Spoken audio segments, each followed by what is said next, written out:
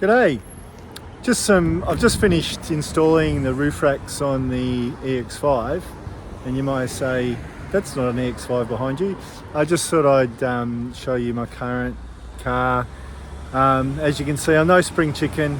Probably the last, 30 years I've been to triathlon and adventure racing, so I've had roof racks on every car I've owned, and that's probably been 8 or 10 cars. So I've done a lot with roof racks over the years, so I know first of all how much they cost and how much good ones cost. I've got pro racks on my current sedan. I've had a lot of SUVs as well, and yeah, they're not cheap. Good racks aren't cheap. So just a few thoughts before now that I've finished fitting them. You can spend upwards of $700 for good racks from Thule, Pro Rack, Rhino. These racks from Geely EVs, $226. Look, to be honest, we just needed racks because we bought the car to cart boats around, and apart from other things, but we needed them to cart boats around. So when Geely EVs reached out to us about becoming group sponsors, and the fact that they basically they're an aggregator of products that other factories make. So they look around for things that would suit the Geely EV, and they collect them for their website. Some things they actually go out to manufacturers and say, will you make this for us? But largely, most things you can get from them, they've gone out and sourced them themselves. So the great thing about what I liked about putting these on is that they came set up for the right width for the car. So there was no having to adjust the width of the racks to fit the car like you do on universal racks. Once I put them on the roof, they were pretty much ready just to tighten up in place.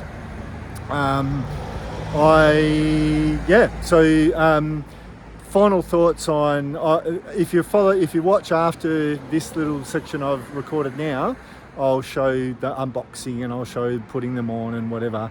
No need to do that if you don't want to, because it is pretty straightforward, but if you want to continue watching after this section, then great.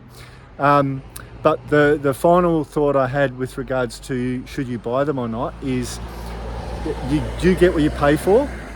In my experience, they'll do the job. They'll hold your load on there, no problem. The only little niggle I had was that the quality of the plastics they use is a little bit brittle. So just a tip, if you do buy them and you get them, just be really careful putting them on. It's more the underside section where they clip on.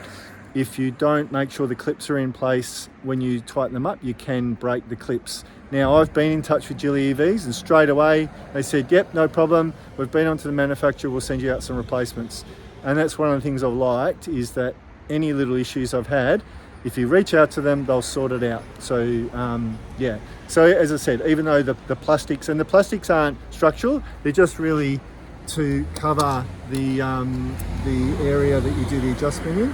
There's this plastic behind here, there's some clips on it, and that a couple of them broke. So as I said,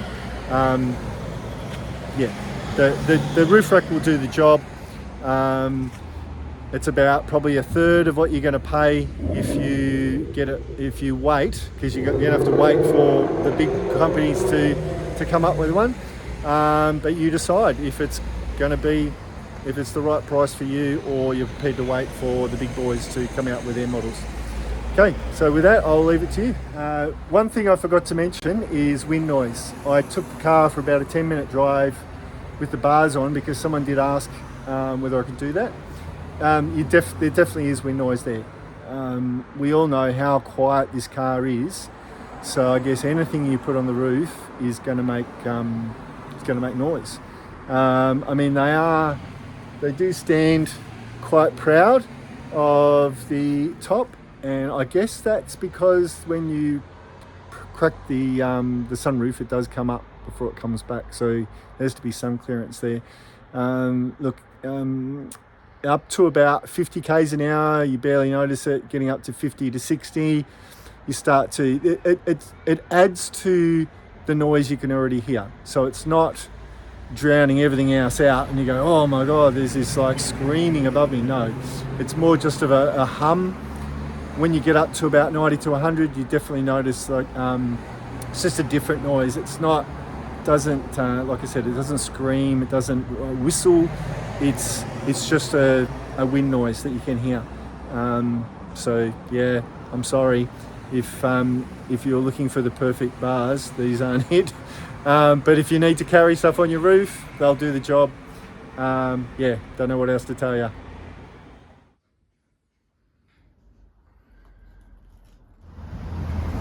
Just place the bars on there loosely to check for fit. They both yeah, fit perfectly when I just place them on.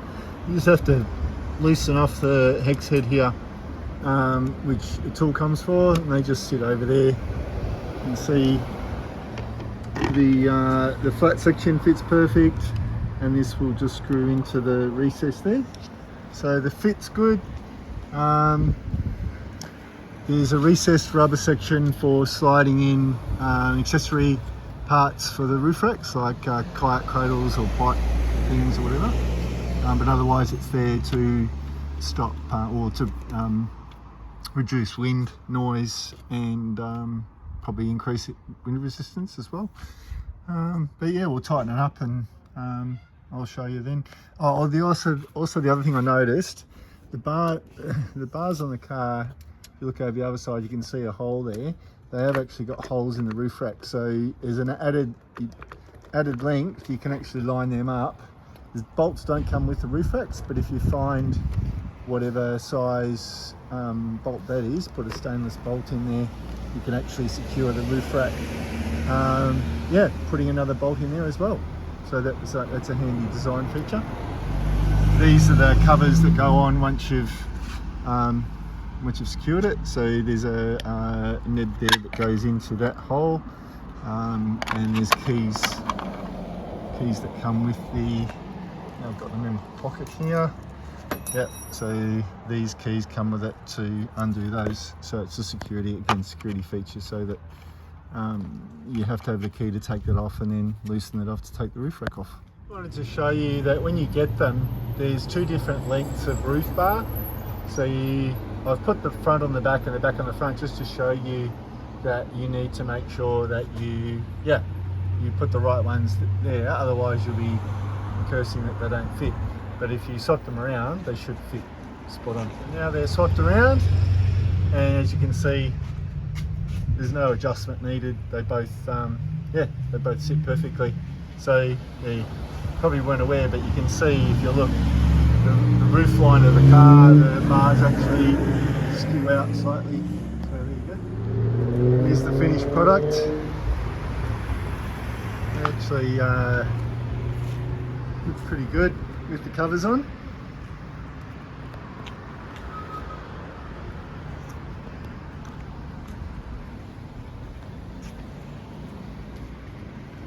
Given the small contact surface area on this side, there is a little bit of movement, but that's because there's rubber under there, and of course you don't want to take the rubber off because it'll mark the things. But as far as security goes, I'm confident that with the amount of pressure I've put on these, and put them hard but not over tight, that they'll remain secure. But as with these type of things, people need to make their own assessment of whether it's suitable for what they'll do. We'll end up putting some bars forward to rear that are clamped onto these bars to carry our kayaks. And of course you can do the same thing. As I pointed out, there's the rails in here. You can remove this rubber to put other items in there. There you go, that's the finished product.